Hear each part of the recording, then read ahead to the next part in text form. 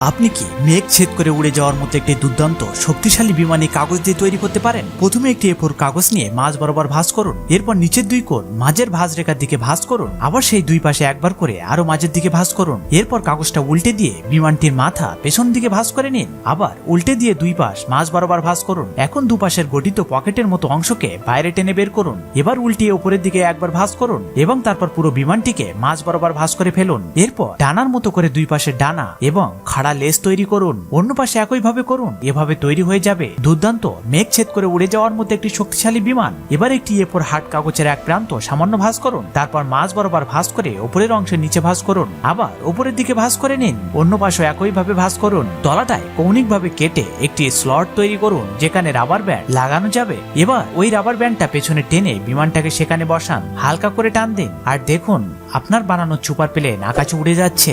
এখন কিছু like subscribe পাওয়া যাবে কি?